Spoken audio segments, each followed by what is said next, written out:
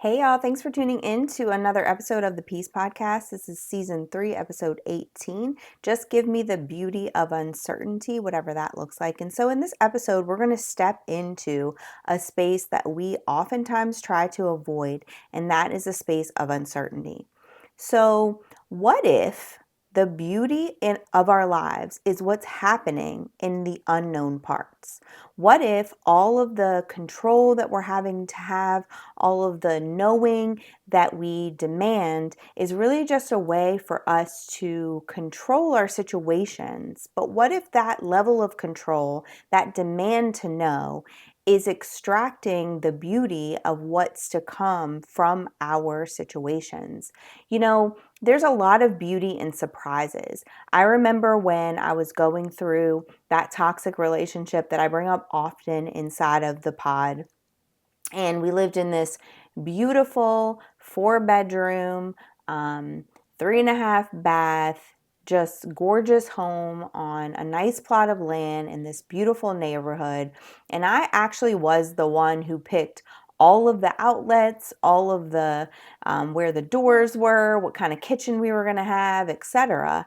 And I ended up, when leaving that relationship, having to leave that house. And as we know, when we go from a 2 income household to a 1 income household, the amount of house that I could afford by myself was exponentially different. And it wasn't in the same place as the other house. And so when I found a house that I knew that I could afford on my own, when I came and looked at the space, I knew that it was going to be in a different neighborhood, in a different space, a different type of house. This was going to be a townhouse, not this house on this plot of land. I was expecting to hate the smaller house. I was expecting to feel some remorse, regret, and frustration at the fact that it was in a different neighborhood with different people. It wasn't completely chosen by me. The paint color was, but the outlets weren't. In fact, the outlets in this house are crazy loose and drive me nuts, but I was expecting to hate the house because I hated what had caused me to need to find the house in the first place. But what happened in moving here was that my daughter found one of her best friends.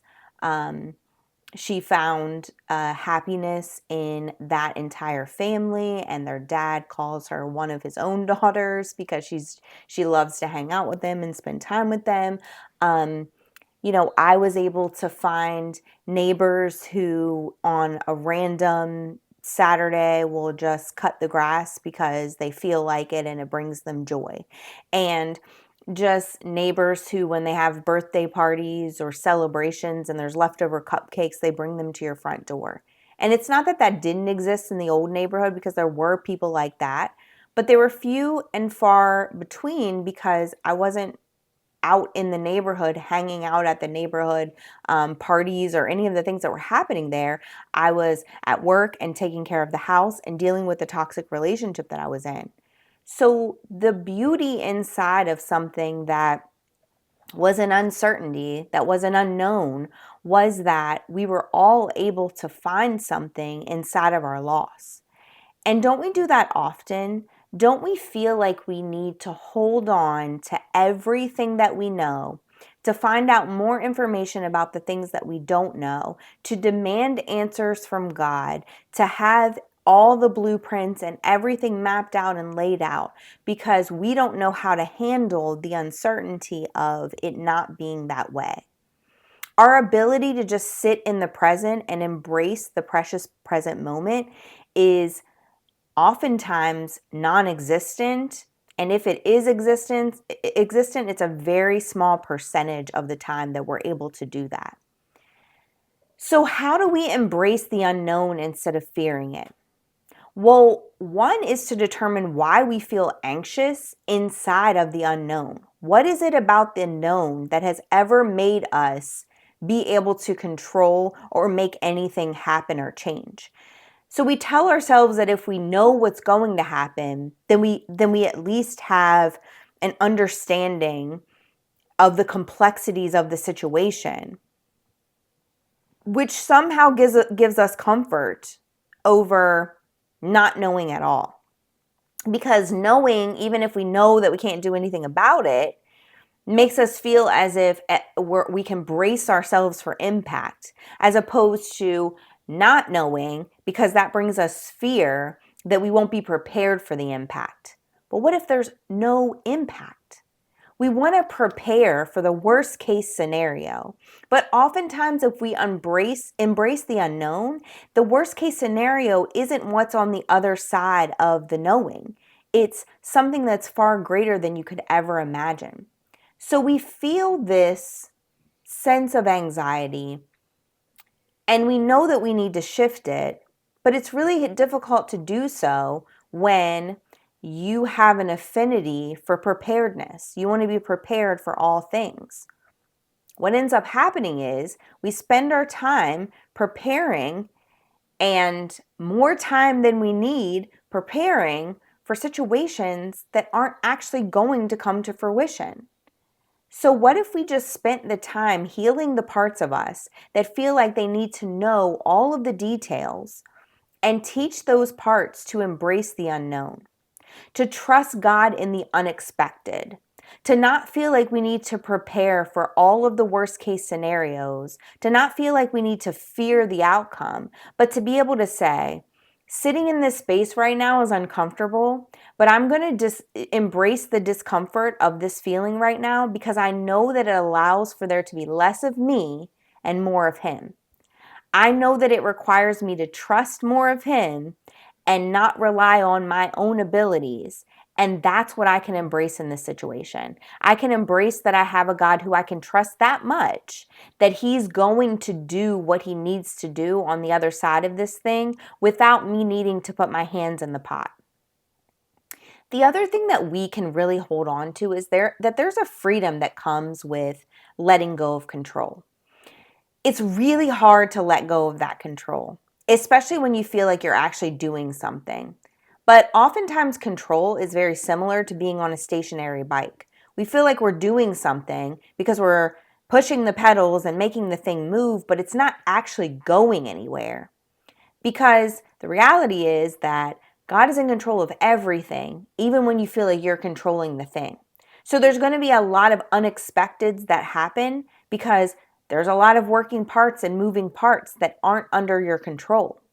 So when you can allow yourself to really let go of the control and sit in the freedom that comes with that, you will be able to feel a feeling of peace, because that's what surrendering looks like. When we surrender and we say, I don't know what's going to happen. I don't have an inkling of what you're doing right here. I am completely uncertain of the outcome of this one. But I have a peace that if I surrender to your will, it's going to be good and glorify you. Because that's true surrendering and trusting. We can say we're surrendering, but if we're still in there with our hands in the pot trying to add ingredients and change the outcome of what we're doing, that's not true surrender. True surrender says, I can, with all of me, let go of this situation, trust that you're going to control it, that you have the outcome, and that I have no control over how this thing pans out.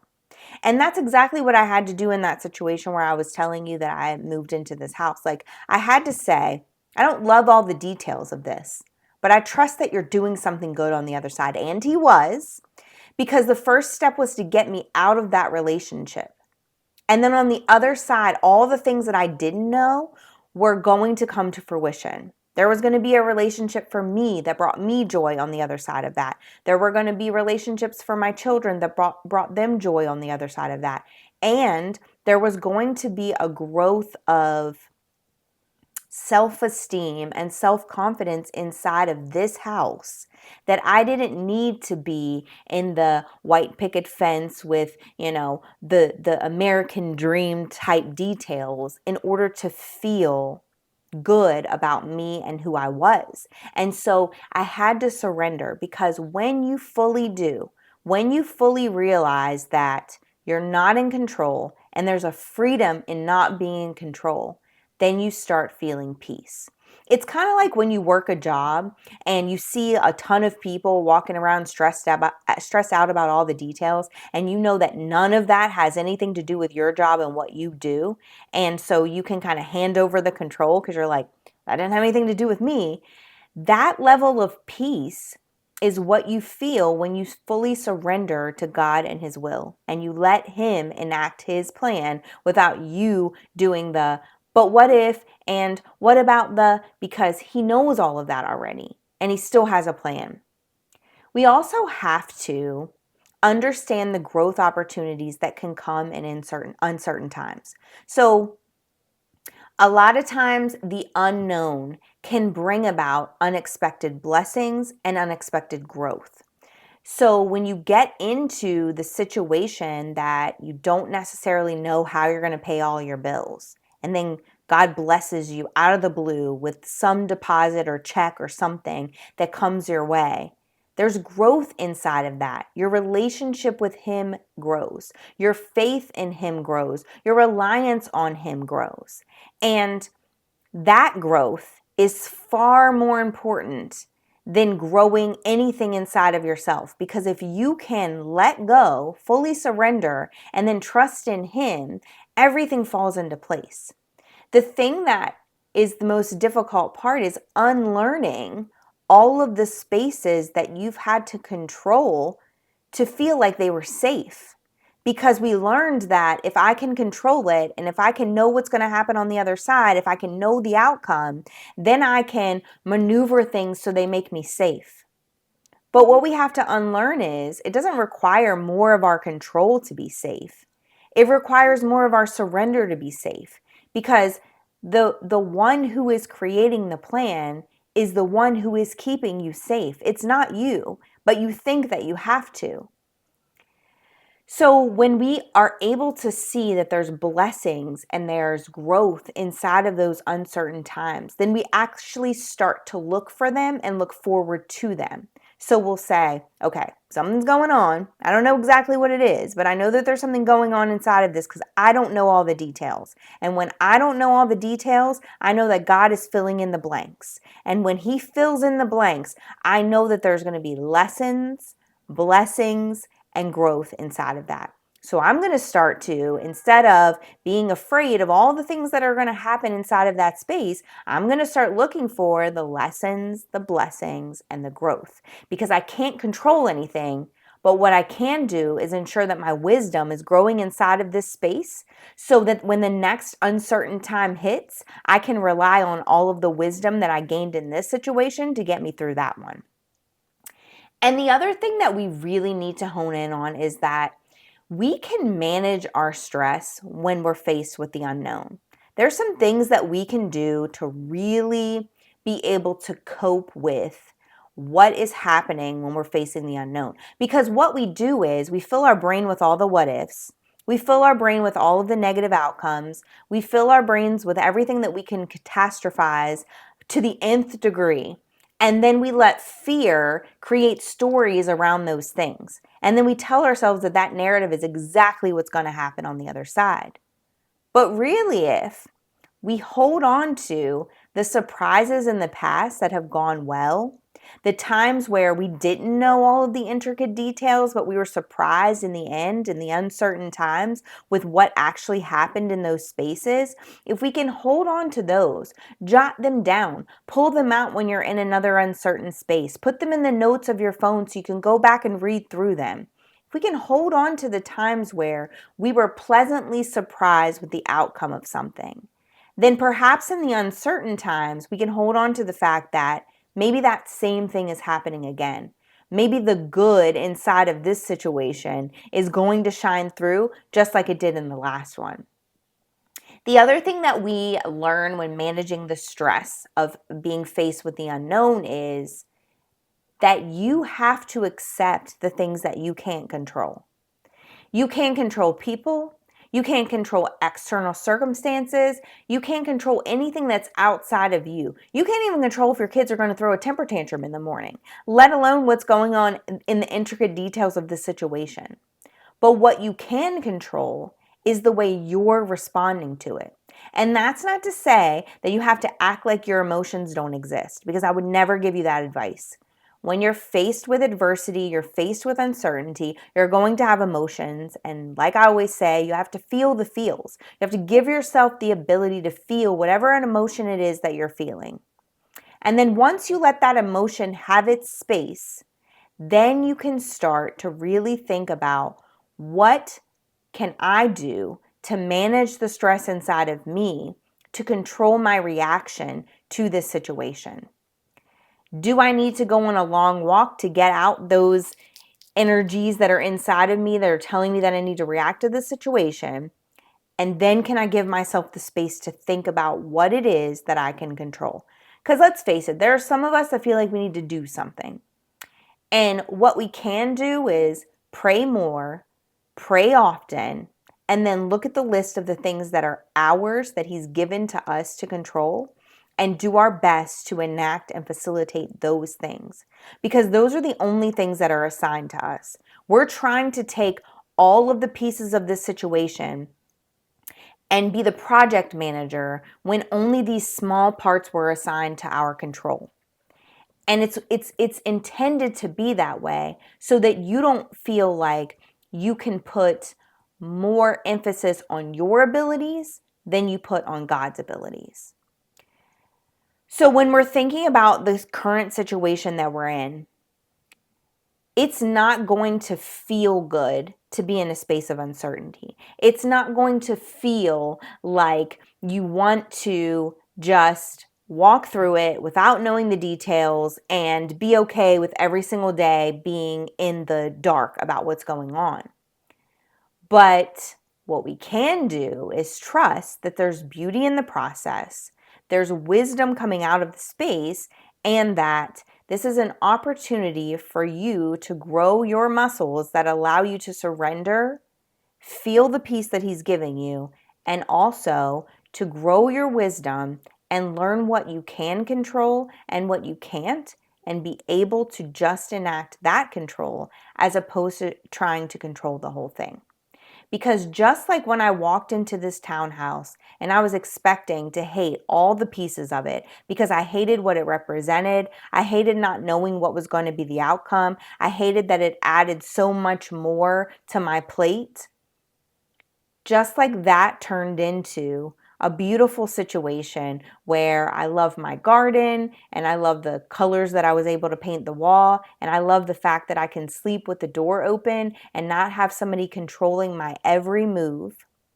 You too will find the things that you're able to love and learn in the spaces that you feel like you wish you had more certainty and understanding of the details, because that's the way it works. It works in you being able to uncover those small surprises that worked out for the good.